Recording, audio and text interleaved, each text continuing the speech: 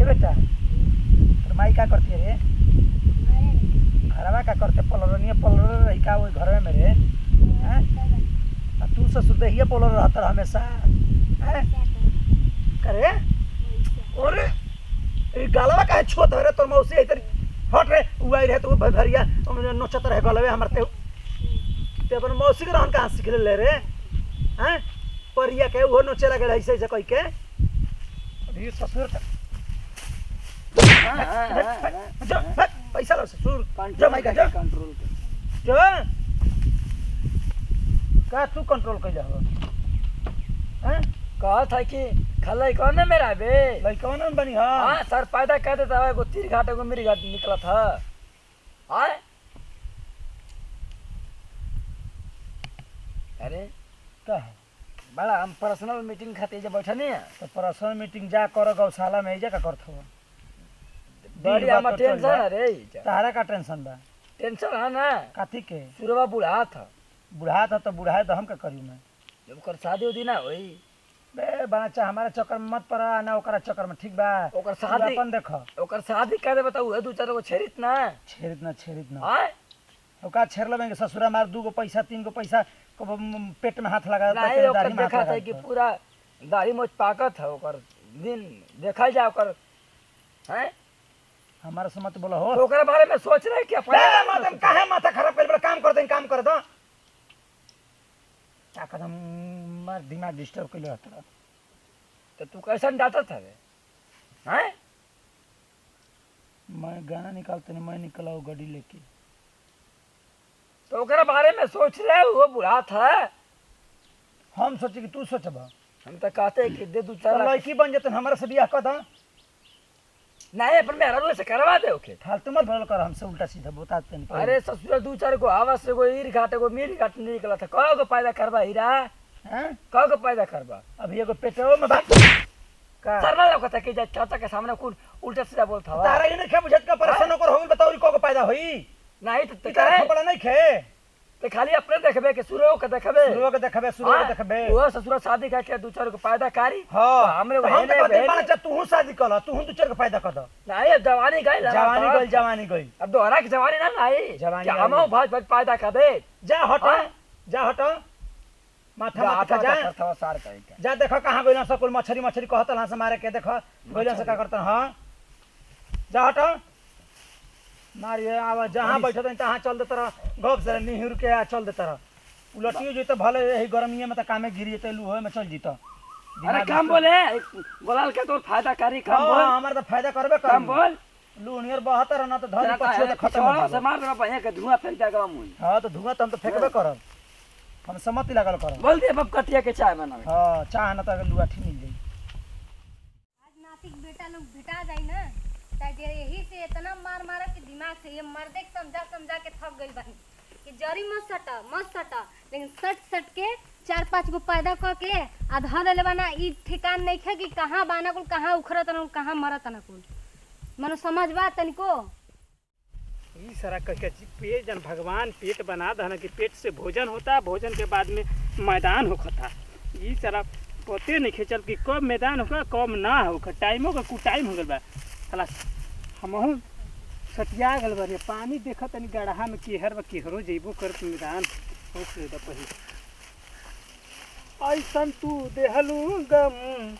प्यार में हमके सनम ई साला पैटो रे खुल गई मुझे तो भौजी धोइयो ना काहे खाती है जब बियाह ना करिया तो मेहरारू रही तो धोइबो करी ई चला अरे चाचा ये चाचा चला मछली मारे पोखरान दबा के चला मछली मारे पोखरान दबा के आ तोहनी के लौकत ना कि कहां बैठल बानी हम इंद्रासन में बैठल बानी कि परी में लोक में बैठल बानी कि आके गपा के देना जरिया कतला चाचा आवा रसगुल्ला खाबे चुप साला खाके चुप चाचा बड़ी मछली अरे थाला भाई चुप रहू हमर कम से साला मैदान पर बैठल बानी ये कस तोहनी हां बोल साला मैदान वो साला की दोहरा के चाचा इतनी मछली छोड़ से इतनी किते बड़ी इतनी ता हां साला पोखरा में चल सा आज मछली मार आ तोन के शर्म ना तनी दूर से नहीं तनी आई रहता सब हगले बनी गमकत नहीं के तोन के चल देखा सा ना आठू रसगुल्ला होई कहीं का यहाँ के चालू केहर बड़े एगो लड़का भाई तब से पीछे पड़वा के कोको को पैदा कर देले कोको को पैदा कर देले माने हमारे हाथ में कुल मशीन चाबी लगैले बनी हमी आ ताला मार के चल करी समझ में काजी? नहीं खबर समझ आ गइलू कपार खाए का कपार खाए समझ हाँ। बा कि ना हमारे चिड़ैली ना बता तनी पहले चिड़ैली चाचा ना, मुंह चिड़ैली खराब कर बड़ा अपन यही पे दिमाग डिस्टर्ब बा काहे हाउ छेरिया जन बियान बियौले बड़ा हां तो खोजे जाके जाके खोज हम काहे हम खोज लड़का लड़का भुखाई रही जो खोज हमरा लड़का लड़का भुखाई जो हट जाके हमरा मतलब निकले आगे पीछे लड़ियाई लहबा अब पैदा भइलन को तो जाके खोजा पहिले ही हां हम ही तो लड़ियाई रहनी है खालसा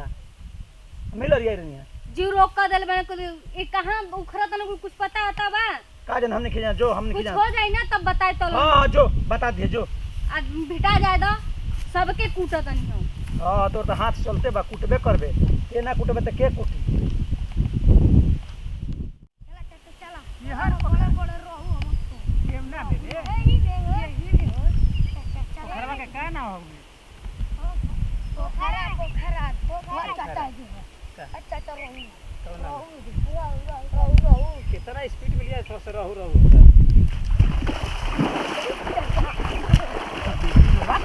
चपलवा रे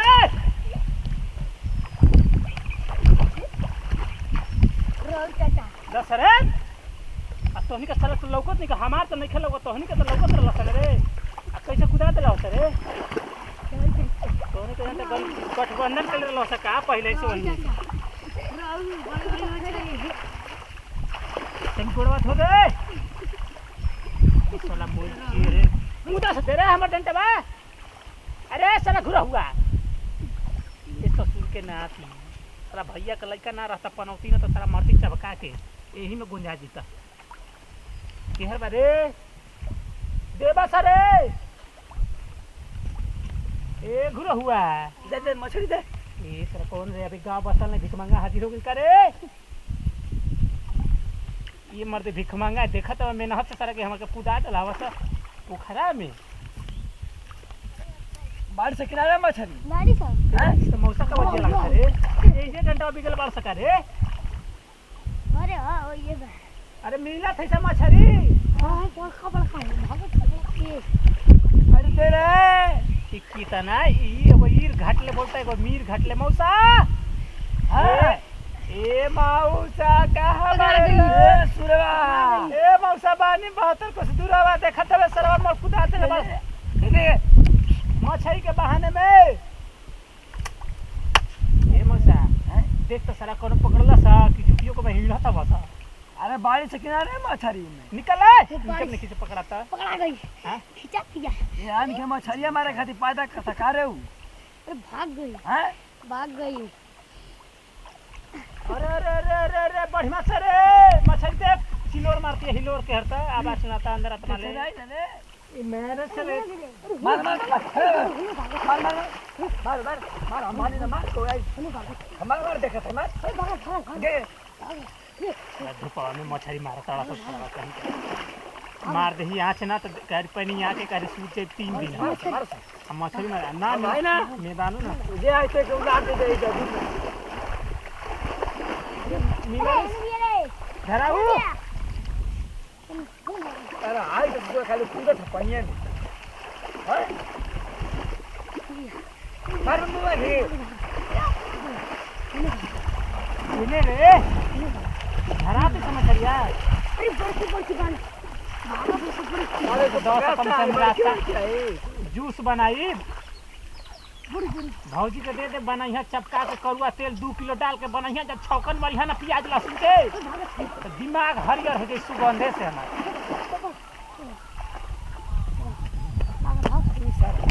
अरे कुछ हरिया आई लगा रे एथी का था फरमाइश का था कौन सरवा मारा था ढोला रे फरमाइश का था हैं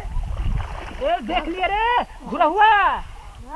सारा कहीं का देख भूत है हर के हर तो हाय हाय बोला तो ऐसे को मारला सा कोई मरला सा हमने के ना सब को मरला सा देख भूत होई रे अरे पानी ना छुबू के मार तो रे मार मार मछली देख रे ये तो जल्दी मार मैं घुरा हुआ हाय भगवान जी हाय मछली मारे तना आ तू के तनको बुझाइते नहीं बा आन्हर तू नहीं हां लइकन के बिगाड़ देत हवा हम भी नहीं बुढ़ा बटे अब तोलन के छोड़म नहीं हम बेटा जो लोगन आ लोगन तोलन के बना के खियाओ तनी मछरी इतना पेट नहीं भरता तोलन के गिरई मारत हवा लोगन गिनई ना मारता तो बाम मारे रोहुआ बाम ले खाले खाले खाले बाम निकल भाग यहां से अच्छा एक मिनट सुना लइकवा के मारा के हमारा क्या मारता चल भाई जैसे आज तोलन के हम खाना खियाओ तनी बढ़िया से कनई में पूरा मतलब देह दशा बिगाड़ के रख देले बड़ा लोगन दाना खियाओ तड़ू आवत रख के दाना घरे तो प्रणाम करते निकोड़ छुको लेकिन तमाम भोजपुरी श्रोता समाज करो छुटकारा का नाते पता बेटा जैसे प्यार द्वारा से अच्छा तरह से पूरा टीम बने यही तो मैं खेसाई टू डिजिटल और प्रति म्यूजिकल खेसाई टू कॉमेडी बना खोजे वीडियो बना खास संदेश मकसद के देखी बहुत ज़्यादा लड़का पैदा कैल ही बहुत बड़ा बात ही ना होला कहे के मतलब अगर एक ही दूगो लड़का होके छोटा परिवार होकर सुखी परिवार होके अगर एक ही दूगो लड़का होकर बढ़िया से सेवा आदर सम्मान पढ़ाई लिखाई हर चीज़ आदमी करे इन्हें के लड़का को हो जा सके उन्हें पैंटे नहीं खेते कोनो कुर्ते नहीं खेते कोनो पोंटे बा होइले बा तो कोनो केने बा तो कहे के मतलब अगर कोनो के ठेस लगे तो दर्द अपने आप के हो तो हम ही ना चाहम कि अगर आपको लोग लड़का बताए इसे छोड़ दी कि केनियो मछली मारे चाहे केनियो कुछ करे ये तरीके रोज सब ना करब जौन वीडियो में भइल बा रोज सब के तरीके ना करब मान ली मछली मारे गइलन स आन्हर व्यवहार के लेकर को आन्हर कर लोगते है ना ओमे डूब मर गिलन स तो गौरी कलह के घरी बन जाई तो हम चाहे के तरीके का कुछ ना हो चाहे जौन भी हो चाहे बुझ समझ हो जाए ताकि घर परिवार और समाज में कोनो दिक्कत कोनो परेशानी ना हो वीडियो के माध्यम से ज़्यादा से तकलीफ दिक्कत भइल तो और दिल और दिमाग बना लो सब सिर्फ इंटरटेनमेंट के नजरिए से देखल जा प्यार दुला से देखल जा शेयर करे जा इंस्टाग्राम ट्विटर फेसबुक आईडी पर हर जगह और फॉलो करे जा हर चीज़ देखते रही जा प्यार बने रही ज़्यादा कुछ बोलो तो माफ़ी चाह दीजिए फिर सकल बेमन जी जय जवान जय किसान बचपन देश किसान कोनो कोनो पहुँचो तनकी भोजपुरी नमस्कार।